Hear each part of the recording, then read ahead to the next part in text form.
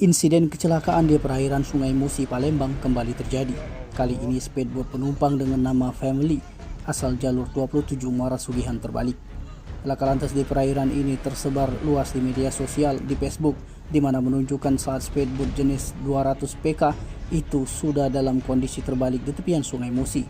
Belum diketahui pasti di mana insiden kecelakaan itu terjadi, namun dari akun Facebook milik Raden Mas Darno yang mengunggah video kecelakaan yang dialami speedboat Family tersebut. Namun informasi lain yang diterima akibat insiden itu merenggut nyawa 2 orang penumpang.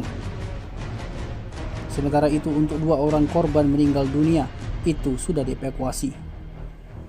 Tim Liputan Sumsel Update TV melaporkan.